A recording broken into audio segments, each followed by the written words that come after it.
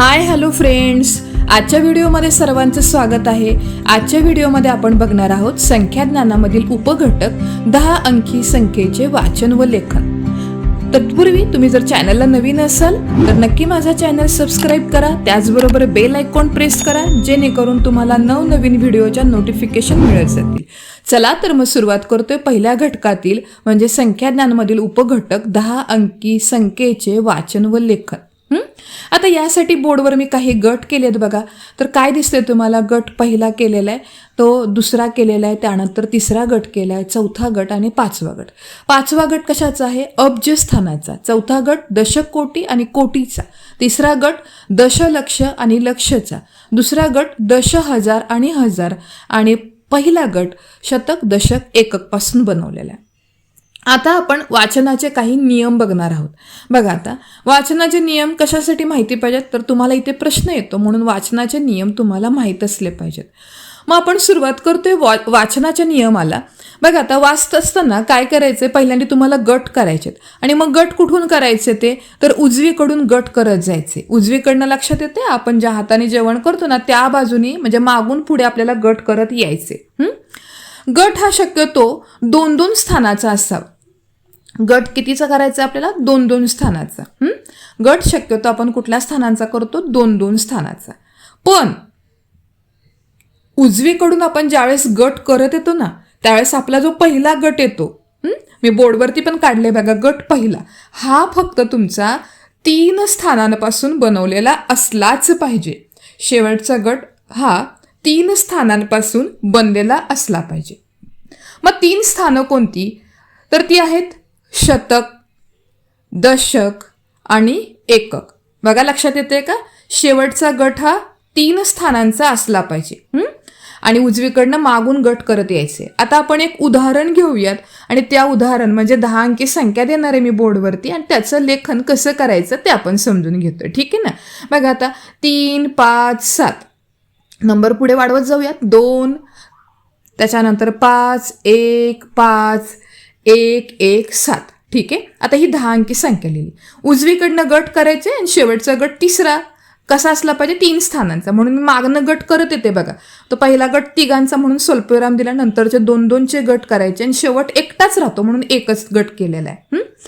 आता लिखाण करताना, वाचन करताना आपण काय करतो? डावीकडनं वाचन करतो. मग पहिला गट कशाचा आहे? 3 अब्जचा आहे म्हणून 3 अब्ज लिहायचं.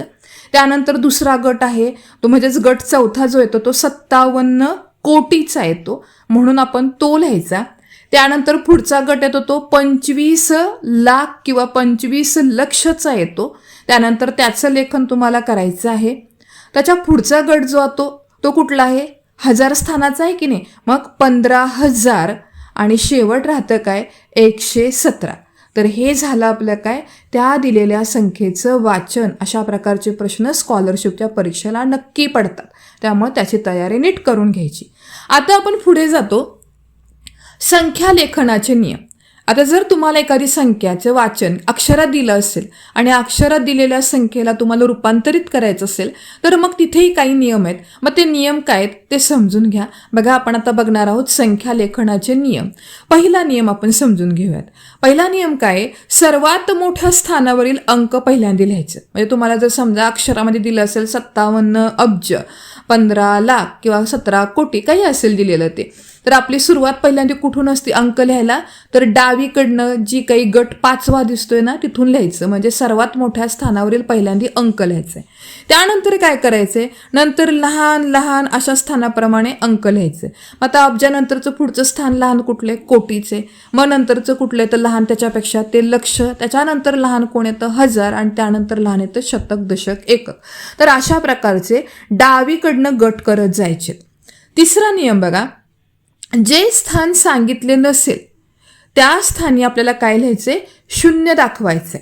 लक्षात येते का? बघा, जर समजा उदाहरण असं दिलं 5 अब्ज 10, तर मधली कुठली स्थानं दिली नाही? ते कोटीचं नाहीये, लक्षाचं नाही, 10,000चं नाही. मग त्या जागेवरती आपल्याला काय लिहायचंय? 0 लिहायचा आहे. ओके. आता हे झाले आपले काय? संख्या लेखनाचे नियम. आता एक उदाहरण बघूयात आपण की जे कशामध्ये असणार आहे? अक्षरात दिलेलं आहे, म्हणजे वाचन दिलेलं आहे आणि त्या वाचनवरनं तुम्हाला काय करायचं, त्याचं संख्येचं लेखन करायचं. बघा आता हे पण उदाहरण आपण अंदाजच घेऊयात. 3,12,017. आता तुम्हाला असं वाटेल की चुकलं काय, तर नाही.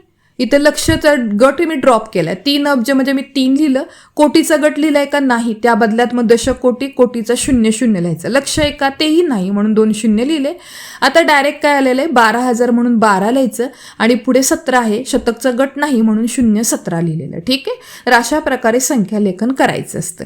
आता पुढे आपल्याला अजून एक भाग लागतो, तो म्हणजे आहे पाव संख्या, अर्धा संख्या म्हणजे काय. आता 100ची पाव म्हणजे 25 असते, अर्धा भाग म्हणजे 50 असतो आणि पाऊण भाग म्हणजे 75. आता मी एक शून्य वाढवते, 1000 केलं. 1000चा पाव भाग म्हणजे 250 येतो, त्यानंतर अर्धा भाग 500, त्यानंतर पाऊण भाग 750. पुढचा आता अजून एक शून्य वाढवलं, पर पाव भाग किती बनतो बघा, 2500. अर्धा भाग बनेल तुमचा 5000 आणि पाऊण भाग बनेल काय, 7500. तर अशा प्रकारचे तुम्ही गट कुठेही वाढवू शकता, कितीही लांबपर्यंत लिहू शकता, फक्त एक एक शून्य पुढे वाढवत जायचे. ठीक आहे. तर अशाच प्रकारचे व्हिडिओ तुम्हाला जर बघायला आवडत असतील तर नक्की चॅनलला सबस्क्राईब करा. आपण आजच्या व्हिडिओमध्ये इथेच थांबतोय. धन्यवाद.